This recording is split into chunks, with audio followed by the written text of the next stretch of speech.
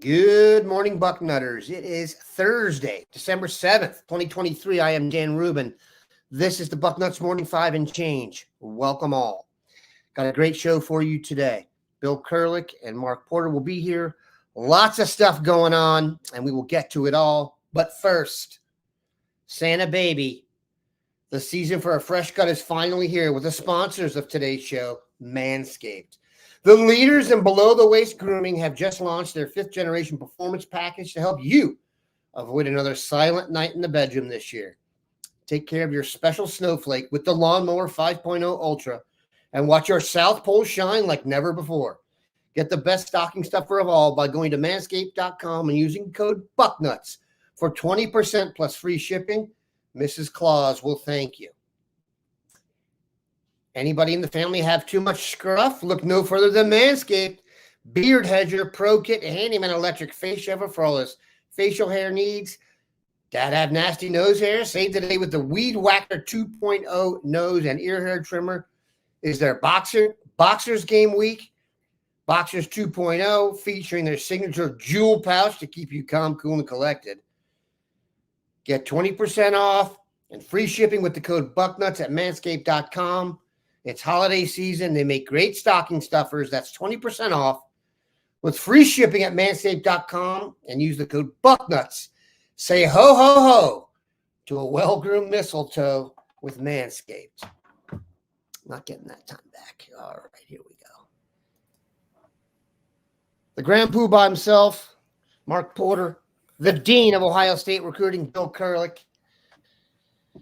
All right, guys.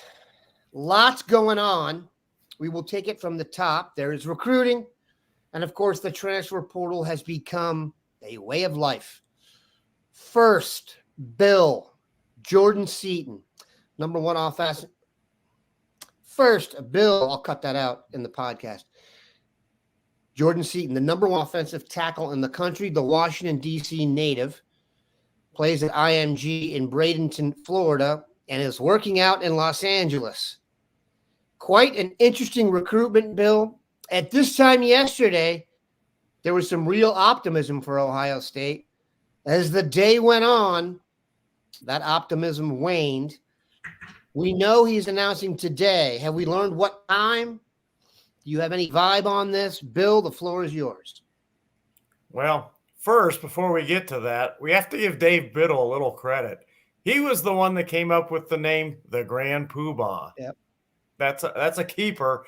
He also came up because that's because he has a lack of creativity and he's not fun. Well, he also came up with the name the Dean for me. I had nothing to do with that one. And Mark will say he had nothing to do with the Grand Poobah, but there are so many other good nicknames out there. I mean, in the realm of nicknames, Grand Poobah might not make the top 100. I don't know. I like it. T-Bone. There you go. I mean, I'm saying there are a ton of them. There are so many nicknames out there. I don't know how he landed on that. Well, we'll I have one to of those ask big Dave. Furry hats with the horns and There's a chance I'll have the art department. There's a very good chance I'll have the art department put something together that will put you as a member of the Flintstones. But go ahead, Bill. Let's get to the key points here as the people are. All right, with Jordan Seaton, he is announcing today, but still, he has not, or his camp has not said what time yet. So we will wait. I do not necessarily expect it to be, say, in the next hour because Seaton is on the West Coast. He's in Los Angeles, and by my guess, it is about 6:15 Los Angeles time right now. So even though it is about 9:15 or close to it Columbus time. So I wouldn't expect necessarily an announcement real quickly here. But, I think anybody that would say they know exactly what Seaton is going to do right this minute probably really is kind of guessing, or at least making somewhat of a guess. His camp has gone quiet. When he got done with the Ohio State visit, they had the last shot, all that kind of thing. You might have thought that Ohio State was in good shape. In fact, I talked to some people from Tennessee that even felt that might bode well for Ohio State.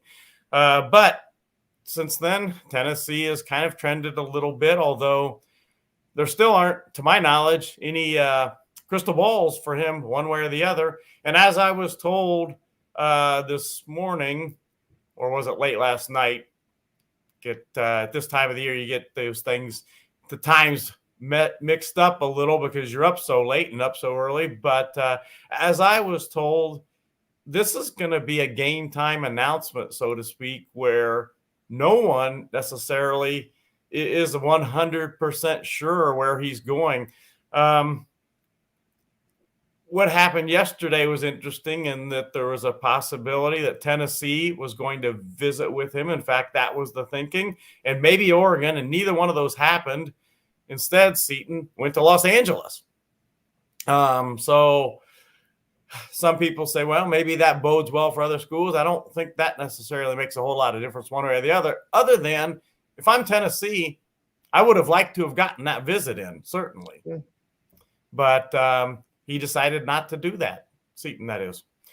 So we'll see. I guess somebody asked me on the board last night, percentages and all that. And I said, well, that's about impossible to say with Jordan Seaton. He's too unpredictable.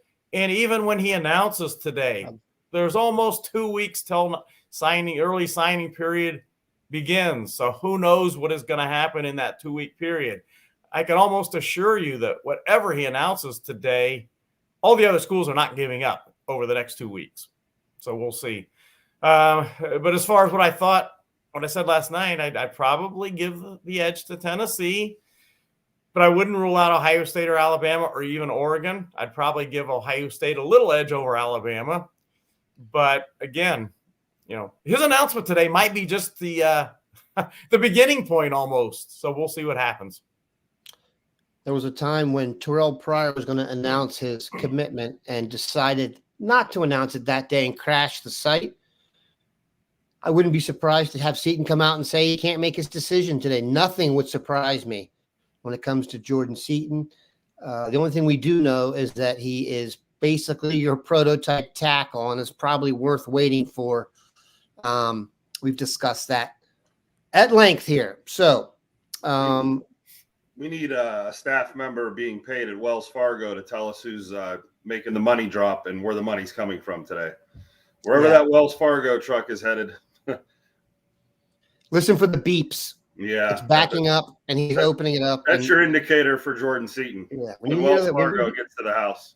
When you hear the Brinks truck back up and a guy. The driver tells you the wire came from X. Yeah. As I was told last night, when Seaton did not have the home visit, everything was being done by phone yesterday, and I'm sure there's a lot more being done by phone today. All right, what we're going to do now is just start taking a bunch of questions. There is a bunch here. They tend to be more on the recruiting side, but there's some on the transfer side. Larry Ventresco. Bill, Cyrus Moss is in the transfer portal. Do you think we will check him out? Cyrus Moss was a top 75 defensive end, plays at the University of Miami, was not in the 2 deep this year. Bill, have you heard anything about Cyrus Moss? I have not heard him connected to Ohio State to this point, but some of these guys have very recently got in the portal, and it doesn't necessarily always happen immediately. Sometimes it takes a day, 2 days, 3 days, 4 days for, the coaches to at least do a little evaluation or a little more evaluation. For instance, I got asked almost immediately yesterday, Chase Basantis, the offensive lineman from Tennessee, probably a couple minutes after it was announced he was in the portal, I got announced, is he going to visit Ohio State? Is Ohio State? Because he was, certainly on Ohio State's very much on the radar screen when he was in high school. But, minutes after he gets in the portal, it's kind of hard to say. It takes a little time to track these things down, takes a little time sometimes for the college coaches to get a hold of kids and all that. So especially when kids immediately get in the portal, immediately you don't always know. And I haven't heard yet anything on Moss being connected to Ohio State, but that's one I'll check on certainly. Since you brought it up, let's talk Desante real quick. Started at right tackle for Texas A&M as a true freshman. I think the expectation when he was recruited that he was more of an interior offensive lineman. From what I gathered, there's a belief that his best position will possibly be inside. He was very good. He did give up the second most pressures in all of the SEC. I guess that's to be expected for a freshman. But one thing that's different about Texas A&M, if you look at their transfers, they're losing starters. Most of the guys that are transferring, if you look them up, and that's from, when I say transferring, from the bigger schools, the other Power 5 types, they're not starters. They're guys who are trying to crack a lineup somewhere like that. That's not going to be Ohio State for the most part. But if you look at like Fidel Diggs, or even LT Overton, who's a backup, Tyreek Chappell, the defensive back from Texas A&M, has entered the portal. They're losing starters. So that's definitely a place to keep an eye on. Desante, I assume they will go after him, Bill. Let's talk about what offensive linemen they are going after or not going after. 1 second, Dan, on the Desante thing. Yes, go ahead. I did check with a source at A&M late last night. They said they had no idea where that kid was going to go. This was from a source at A&M. They just really don't know where he's going. And while we're on the A&M topic, a lot of questions about Walter Nolan. That's an example of why he is an example of why you don't always know immediately where a kid might be thinking. Sometimes kids get in the portal and they know where they're going the minute they get in the portal or before they get in the portal. Sometimes they don't. In the case of Nolan, I did a decent amount of checking on him, and he's just in the exploratory stage. He can he had not even met with Elko, the new A&M coach, yet at that point. He was going to be meeting with him. They were going to really explore staying at A&M, possibly explore their options, explore the market, so on and so forth. When he got in the portal, it was very exploratory, so to speak, of looking at the landscape and what is out there. So it was going to take, and it's going to take a few days to know what in the world Nolan is going to do. If you go to the Texas A&M site on 24/7, they have a very, very good piece on their transfer portal issues. It's got a breakdown of each guy who's leaving and the impact. If you read that, now it is a Texas A&M site, and just like Bucknuts, you come here, you may get a slight bias towards the good guys at Ohio State. You might get a slight bias at Texas A&M to the Aggies, but the one player they express a crushing defeat to lose is Nolan. The other guys, I think, Desante was number 2 on the list, but Nolan was just a major loss. He had turned into a dominant defensive tackle, and I think the expectation is what I've seen. He will be the highest paid non-quarterback on the market, I think it looks like right now. In terms of interest, etc. By the way, a lot of people ask the question about NIL and giving out the big upfront money and so on, and why isn't Ohio State giving out huge upfront money sums to players and all that with coming out of high school now? Take a look at the schools that have been kind of connected to doing that and what has happened to some of their classes and so on and so forth. It hasn't always turned out, to say the least, exactly the way that you might want it to turn out. That is necessarily the answer. I don't think it's the answer. There's not a bottomless pit of money. So, Texas A&M had a class that not everybody, but a lot of people felt like they had given out huge sums of money, signing bonus money, so to speak, and all that. And things haven't really worked out that well there, so to speak. Yeah. There's no question. I don't want to besmirch anybody here, but there's no question. All right, we're going to bounce around here. Graham Poobah's drawing some real interest. What happened to Moeller running? This is from Nate Beam. Graham Poobah. I'm not sure that's spelled correctly. You're going to have to work on that, Nate. What happened to Jordan Marshall? That is the Moeller running back. How did we let Mr. Football get out of the state? Yeah, he just liked Michigan. It was a Michigan thing. I mean, there's not much you can do. I don't know if it was bad recruiting by Ohio State there. I don't think there's anybody to blame or put the arrow on that this is why we lost them. I'd like to say it's as easy as he's already wearing a Michigan uniform by playing at Moeller. But he was a great player. I mean, when Ohio State had their hooks into him, we covered him a lot, and there's a lot to like. The first guy doesn't bring him down. A lot of people aren't happy he's Mr. Football because they thought there were some other players that had better statistics and maybe made a better run, with that type of decoration towards the honor. But you can't go wrong with him. I mean, he definitely was the leading guy for Moeller, and they made a charge towards the end of the season, week 15 every year. Hate to see him go another direction. What do you think about this, Bill? Mello, number 7. We're getting a wide receiver that's decommitting from A&M. He goes to Milton High School, and he's a filthy route runner. Do we know who that is? Holman?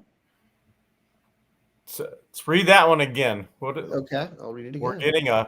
We're getting a wide receiver that's decommitting from Texas A&M. He goes to Milton High School. Filthy route runner. I'll ask another question. How can he be decommitting from A&M if he's going to Milton High School? Maybe I see. Oh, they're saying, okay. Yeah. I'll look it up. I thought they were talking about transfer portal there. He knows everything about him but his name. Yeah. Let's do this. Bill, take the floor here. What is the status on Amaris Williams, the North Carolina, the number 1 rated player in North Carolina on defense, who is verbally committed to Florida and has visited here multiple times? Donned the Ohio State garb. Your thoughts? Amaris Williams is playing for the championship this weekend. I think they are 14-0 right now, I believe, or I know they haven't lost. They're playing for the championship this weekend. I did mention several times that I'm not sure he's going to make anything final or whatever, so to speak. Nothing's final till you sign, but until his season is over, that will be this weekend. So I really think that he is going to just focus for the rest of this week on that game. Now, having said that, I did check with a good source that the vibe at Ohio State is still positive. The feeling is that they are in good shape with Amaris Williams still, but you don't know for sure. Again, with the NIL, I'm not sure anything is for sure these days, but the vibe right now is still positive for Ohio State. There has been the mystery school brought up, and the general feeling on that is the mystery school, so to speak, Georgia or possibly Auburn, getting involved in that one. But as of now, I still have my crystal ball on Ohio State for Amaris Williams. For those still paying attention, the wide receiver committed to Texas A&M from Milton High School is named DeBron Gatling. 6 foot, 180 pounds. According to this, the 89th ranked wide receiver in the class. That would be an upset for sure. DeBron Gatling. If you get that one right, man, we'll come back and definitely hook you. Have we already talked about Trey returning, Jeff Massarella? We have not, and that is Travion Henderson. Rumor has it that he is coming back. Bill, you heard that last night as well. Mark, we talked about this a lot this year. Ohio State's offense with Travion Henderson and Ohio State's offense without Travion Henderson. Your thoughts? Yeah, we talked about this a lot, and if you didn't, watch the podcast a couple months ago or something, I got asked who's the best back on the Ohio State roster. Why? And I went with Henderson. it's speed. It's an easy answer for me. The yards per carry goes up when you add 70-yard runs to your total 40-yard runs. 6-yard gains or holes that are blocked for 6 yard go for 60. He's a difference maker. Is he the ideal size? Is he the big bruiser? No, that's the knock. But boy, as far as the zone run scheme and him putting his foot in the ground and getting downhill, he is going to be the guy that kind of holds this thing together. Maybe the Christian McCaffrey, so to speak, of the Ohio State offense, the guy that can make the O-line better, make the quarterbacks, receivers better, make the defense roll up to an 8-man front, or at least have those 7 guys packed in there tightly. So I think Henderson, if he's coming back, is definitely a win-win. And, if you dive into that, I mean, Dan's a draft guy. I mean, what did we think he'd be drafted in? Was it 2nd round, 3rd round? And maybe, he wants to put a little more meat on that bone. And here's let's talk about the benefits of NIL. If you're a 3rd round pick or below from now on, and the 3rd round pick going rate in the NFL is $800,000 or $900,000 a year to play, or maybe a little more, places like Ohio State can match that. And you can stay and play an extra year and get your 3rd round money for a year, and then have a chance to be a 2nd or 1st round pick next year. I think that's the logical path right now. Let's hope that's true. DeBron Gatling, Melo originally called him Debonair Gatling. I like Debonair Gatling better personally. You got the guts to name your kid Debonair, man. You probably start out up 10. Dan, can I piggyback on you can do whatever you like, Henderson thing? Yeah. That was the rumor yesterday and all, and I did talk to someone last night, and they also feel like Henderson is coming back, likely coming back to Ohio State, which would be huge, which kind of dovetails a little bit into running back Jordan Lyall, who's been committed to Ohio State for a long time. As we've talked about on this show and as we've written about on Bucknuts, Miami has continued to recruit Jordan Lyall. No secret there. He has been a possibility to flip to Miami. As I said, Miami has continued to recruit him for a long time. His friend and all, Chase Robinson, the wide receiver, I don't see him flipping to Ohio State. I think he stays with us to Miami. Has been recruiting him for Miami for quite some time. Tony Alford did visit with Jordan Lyall, and at this point, Jordan Lyall has not decommitted from Ohio State. I checked with a source at Miami as well. Jordan Lyall is going to make an official visit to Miami the weekend of December 15th to 17th. That doesn't particularly bode well for Ohio State. That's the last weekend for official visits before the early signing period. The temperature at Miami on Jordan Lyall is that they still have a little work to do on Jordan Lyall, but the gut feeling is they'll probably get it done and flip him, but it's not a done deal yet. As I said, the feeling is that they still have a little work to do on him yet. So we will see what happens on Jordan Lyall, but that's kind of what I've been told. Would certainly lessen the blow. He's the lower rated of the 2 running backs in the class, with James Peoples out of Texas.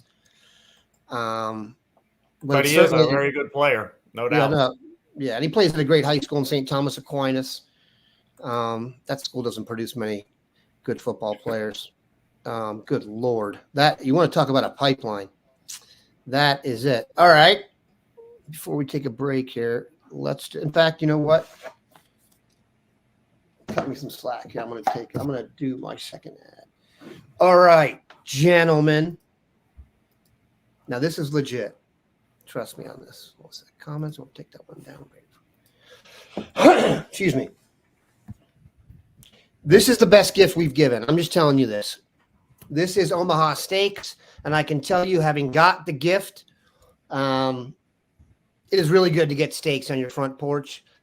Yes, and they're wrapped and frozen, individually wrapped, easy to execute. Don't get intimidated. The holidays are here. Let Omaha Steaks take the guesswork out of gifting. Shop carefully curated gift packages that are guaranteed to make spirits bright all winter long. So if you go to omahasteaks.com right now, you get 50% off site-wide. And then when you use the promo code Bucknuts at checkout, you get an additional $30 off your order. So you're sending tender, juicy butcher's cut filet mignons, mouth-watering burgers, gourmet jumbo franks, easy prepare meals. I had pork chops in there. We had desserts in there. The possibilities are endless. It's a gift from the heart, a gift that will be remembered with every unforgettable bite. Visit omahasteaks.com. Take advantage of the 50% off site-wide. Plus, use promo code Bucknuts at checkout to get that extra $30 off. Minimum order may be required. And I've said this a couple times. You spend $200 on steaks, you get it for $70. That's a good deal, man. That's basically 33% by my non-Ohio State graduate math. Okay, we are back. I'm going to put that picture back up there. Comment back up there. Bill and Mark, what impressions did you come away with on the high school championship games? There's another question. Did anybody flash? Anyone surprise you? For those who don't know, Glenville beat Alter in the state championship. Is that accurate? Yep. And that's 2 or 3. I know the biggie was St. Edward over Springfield. So we got the Armstrong brothers over Aaron Scott.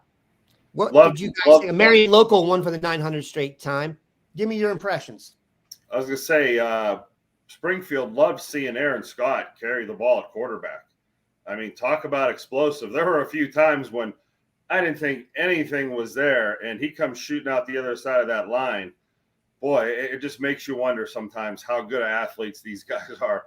Same with Bryce West. I saw that he didn't play in a state championship, had a little shoulder injury. Let's go back with Bryce West. We saw him at Mansfield scrimmage 7-on-7 before the year, took an awkward fall, hurt his elbow, shoulder, fought through that all year. Moved the safety, didn't get to play the last 2 games of the year. He was dressed for emergency reasons. He would have toughed it out and went out there if his team needed it. If you saw the scores of the Glenville games, they didn't need him, and it was a party for them. But, yeah, those are 2 things that stood out. The best game, Hoban versus Massillon. I mean, locally up there in the Akron-Canton area, those 2 have been going at it. And for that game to be that tight and go down to the last play and, unfortunately, ball in the end zone made it, could have been one way or the other. That was pretty dramatic. Toledo Central Catholic, boy, I mean, that offensive line may be one of the better ones. It rivals St. Ed's to see the size of it. They have 2 guys almost as good as the Armstrongs. They have a center in the MAC, a couple other offensive linemen that are big time. So that was, to see them roll over Bishop Watterson. And then the other one here versus Kirtland. Boy, have they won. They're like Marion Local. They just keep winning. And I hear from Kirtland that the morning after the state championship game, the weight room was full. Yeah. Was full. No days off. There's a reason that they won. So they won and we're in the weight room the next morning. Culture. That is the culture of winning. And a lot of guys have trouble getting guys in the weight room any day. When these kids are doing it on their own and they want to be there, that's a nice little side note to their success and their repeated success.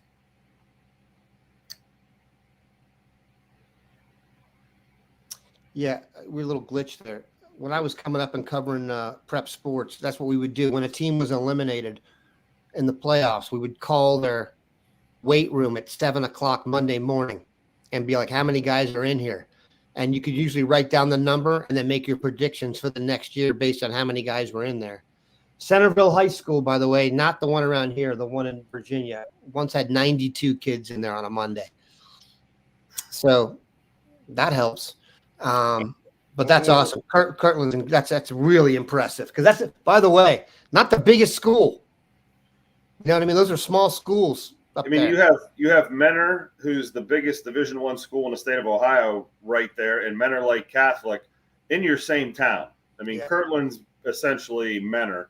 And yeah, for you to take overflow or have the neighborhoods around your school provide that type of consistent, let's just say it's coaching too.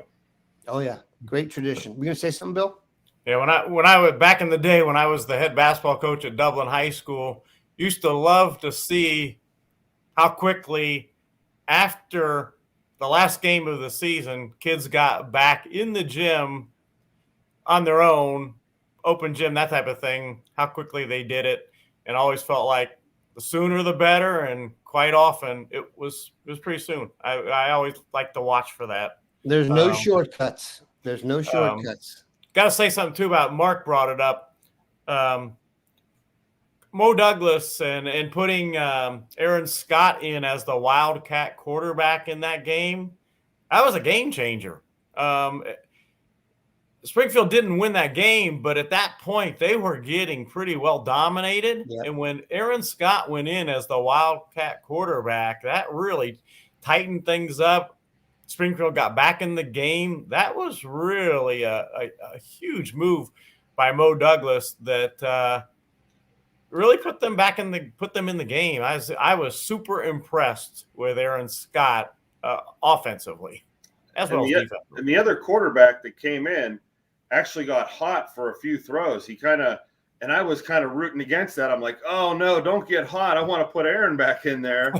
And he got hot. But I think, like you said, the difference maker, boy, it'd be tough to not give him 25 carries. Yeah. Man, I hope this isn't screwing up the podcast because I'm getting some interference here digitally. Let's talk quarterback. I think there is a general sense that Ohio State is looking for a quarterback in the portal. They have done a good job keeping it under wraps as to where they've been mentioned with several dudes, Cam Ward, Riley Leonard. So I've taken a look at all the quarterbacks that are possibly, or all of them, as much as you can. I don't have access to the all 22, but if I were recruiting Cam Ward or Michael Pratt out of Tulane, part of my pitch would be if you come here and have a great year, you're going to have a good shot to win the Heisman Trophy. I watched Pratt for the first time at length last night. That dude is really good. Some people are going to respond poorly to this, but he reminds me a little bit of Tony Romo, and that he doesn't run to he's not a runner, but he's an athlete, and he can escape, and he'll probably run in the 4.6s, I would assume. Real nice arm. My only concern, and saying not the biggest dude, but I know that Michael Pratt at Tulane is considering the pros or the portal, and he would be huge. Cam Ward, I think you can sell those dudes on the Heisman. I mean, look, if you look since 2018, Ohio State's only missed having a Heisman finalist once. Okay, no other team can say that. And Ohio State has sent dudes at 3 different positions. No one has sent more than 2. And that was Alabama with Devontae Smith and then Bryce Young. So platform-wise, you are selling Heisman Trophy. Bill, Mark, have you heard anything on the quarterback scene from outside environs? On the Cam Ward thing, I was told last night that there is not really a lot of dialogue going from Ohio State to Cam Ward. That that's not to say it couldn't happen, but so far, as of yesterday, that wasn't really happening. Now, the guy that I think you'd put up there as far as the wish list would be Riley Leonard, but I keep hearing that it is Notre Dame's battle to lose there for Riley Leonard, and it would be, at least at this point, a pretty big upset that Notre Dame feels pretty darn good about Riley Leonard ending up at Notre Dame. Yeah, for what it's worth, I had an NFL guy tell me if he were running Ohio State, Riley Leonard would be his choice. But we shall see. He was really, that was almost like expressed as a fait accompli when he hit the thing. He was just going to Notre Dame. Like that's one of the first names you could hear about. let's see here. There was a great question up here. The question was, who do you guys think will be Ohio State's starting linebackers next year? We don't need to go into too much detail of it. Let's just talk about who do you guys think will replace Steele and Tommy. Go ahead, Bill, and you can take that, Mark. Go ahead, Mark. Yeah, I'm not really. I haven't really studied who the next guy up would be there. I don't know what their next move. In full confession, I've been on the road this week, and I haven't really dove into these questions. I'll let Bill go. Well, as long as he stays, I think one of them will be Simon. He was getting meaningful reps at the end of the season and all, and my gut feeling is he's going to be back. But and providing he is, I think he's going to be a linebacker. I think you've got to look at Hicks, and I think that Styles is likely to stay where he's at, but you never know. I mean, kids, when they're in their second, third year, and so forth, they get bigger, and maybe Styles gets bigger, but I tend to think he's going to stay, at least for the time being, where he is at. Yeah, that's C.J. Hicks, the linebacker we all have high hopes for. There'll be a boarding house item about him today that I think everyone's going to want to check out. Sonny Styles, who knows? He's probably be as big as a defensive end by the time he leaves here. Who knows where he's going to play? Mark, what would you do with him? Linebacker. I've kind of thought that. Like a monster? Yeah, I mean, he's kind of like an outside linebacker now, but he's in coverage a lot, and he's so big back there. When the question came up, that was the first thing in my head is, boy, I'm not sure who, but Sonny Styles is, like Bill said, it's hard to ignore what he looks like in person and what that looks like, in the NFL and stuff. So there is some theory there, but I mean, he's not doing a bad job at safety. And the way we play three safeties, one of them's linebacker-esque anyway. So I'm not saying he's moving, but I would not mind that move at all. Yeah, and Dave Powers. Yeah, it's you know what? It's a shame we don't have a bunch of names that popped to our head that were rotating in there, and you saw a lot of them, and they made plays on special teams, because that's like the first thing that I thought is, wow, I don't have a guy that I really remember making a splash play other than the starters. So, that there's some experience that needs to be gained at that position. Yeah, I like that with Bobby. I'm with Bobby McCormick here. I think that sounds good. What do you think? Is that Jalen Lucas, kid from Edna Carr? I don't see them doing that. I'll tell you one position that's plentiful in the portal that they could use some help at is tight end, Bill. Have you heard anything about that? There's a lot of tight ends in the portal who look pretty good. Do you think that's a position they'll go after, or they're going to hand the ball to Jelani Thurman, as it were? I think they'll look. They looked last year. The kid that ended up going to Alabama, Ohio State would have taken him, but they finished second to Alabama for him. His name escapes me right offhand. I wrote a number of stories on that kid. I just can't think of his name, but he ended up at Alabama. So they looked last year for a portal tight end, and I think they'll peruse the portal again this year for one, certainly. And also, don't people remember that this portal period is not the only time that the portal will be open. So there's more to come. You go into that a little bit, could you? Well, there's another period later on. Last year wasn't that way. Yeah, I thought the next big splash for the portal's right spring ball. Like, there's a lot of kids now that they're being told, hey, don't do this yet. Give it spring ball and let it shake out. And then when you see the writing on the wall in spring ball, that's when the exodus kind of really hits. So for 1,000 kids already to be sure, I wonder how many are 50-50 and still on their team. Brass tack. Seems like Glenville's running back wants to beat Ohio State badly. What are the chances Ohio State offers a Scully or at worst a preferred walk-on offer? Mark, name and scouting report? Yeah, he's related to Desante Jones. He's the uncle, or it's his uncle, Desante Jones. And tell you what, he is making an argument. I was asked about this kid at least 100 times in the last 2 years. His statistics are off the chart, which inflates what he probably and what they probably think of him, because the stats, they just dominated teams so bad. It really isn't a true indicator of his talent, but he is a powerful guy. I watched him the last 2 weeks of the playoffs. He looks faster. He looks like a determined runner. He looks like the type of guy that I would not want to bet against as a scout. Does he have the underlying 40 time and stuff like that to maybe be an Ohio State back? I'm not sure. Walk-on, yeah, I'm sure Ohio State would love to get him as a walk-on, especially if they're going to lose Lyall or something like that.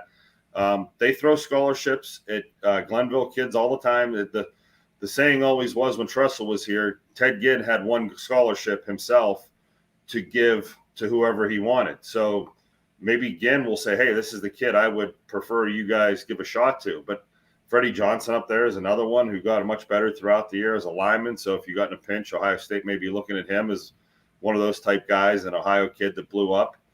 But, boy, I don't want to go on record saying Desante Jones can't do it, because it just looks like that type of player. And power backs, I'll say this. If I've been watching scouting, power backs have been missed on a bunch. Le'Veon Bell, they thought he was a linebacker. Asim Rose was a linebacker out of Garfield Heights, then went to Kentucky. A.J. Rose, he was their tailback for a while. DeMonte Tranium, well, he's a linebacker. He can't be a power back. He's, we know his story. These power backs, it's tough to evaluate how hard they will run in college, because sometimes against high school kids, they're blowing up 145-pound DBs and 180-pound defensive linemen. You want to see him, blow up a 230-pound running back to see if and this is the type of player that could do that. So it's long-winded. Hats off to him, though, for an unbelievable statistical run, back-to-back state championships. He has made his case. Yeah. A little aside from that, I was a hoops coach in the day, and Le'Veon Bell, when he was in high school, I was at one of his last high school basketball games. And he wasn't a great basketball player, but my goodness, watching him on the court, whoa. First of all, physically, he looked so much different than every other kid out there. And, you looked at his combination of athleticism and size and everything. I said, whoa. And he was a kid that Ohio State was looking at, but they never really went in on. And I was ultra impressed athletically and physically watching Le'Veon Bell in one of his final high school hoops games, and turned out to be a pretty darn good football player. If I remember correctly, he was more of a MAC type prospect, and then Michigan State came in late. Rumor has it Luke Fickell made a call to one Mark D'Antonio, and that was a call that went very well for Michigan State. I'm thinking back. Le'Veon Bell's one of the better backs Ohio State's had to go against, at least on a consistent basis that I can remember. Great patience. I can't remember a back, maybe Deuce McAllister, who ran with such incredible patience and just seemed to have great vision. All right, last question, Bill. I saved it for last. I will not comment on this, obviously. But there's a million questions up there about Jeremiah Smith, Jamie Cortez. I want to pronounce the last name correctly. I hear Miami is close to flipping wide receiver Jeremiah Smith. Any truth to this? There's also some chatter on here that he's taking an official visit to Florida State this weekend. Of course, Jeremiah Smith, number one wide receiver and number one player in the class, verbally committed to Ohio State for some time. Bill. Well, yeah, obviously we've talked about this ad nauseum. Florida State is continuing to recruit him. Why wouldn't you? He's a Florida kid, and he's the number one player in the country. Miami continuing to recruit him. In fact, Miami is sending 2 coaches to his game this week. It's a state championship game, and Miami is sending 2 coaches to that game. I would assume, I haven't been told for sure, but I'd assume that Ohio State will be at that game. When you're sending 2 coaches to the game like Miami is, you're not doing it just for fun, so to speak. They're going to see them. Could he flip? In the world of recruiting, I never say never, but I still continue to like where Ohio State is as long as Ryan Day and Brian Hartline are there. And they are still there. So we'll see. Miami's not giving up on him. Florida State's not giving up on him. They're working hard. But Ohio State, of course, is working hard to keep him, too. Of course, caveman. Guys, just please let it ride. He comes here or he doesn't. You could probably say that about a lot of things we talk about on this show, my friend, and then we wouldn't have a podcast. So we are going to keep talking about guys possibly coming or not coming because we really don't have much else to talk about. It's not like we're the most diverse trio up here of topics. Go ahead. By the way, we have to mention, I've seen several comments about the Grand Poobah name being quite an honor for Mark. Our listeners feel it is an honor. There's a spelling dispute going on here with P-U-B-A over P-O-O-B-A-H. I want to officially name this Grand Poobah is P-O-O-B-A-H of Flintstone's origin.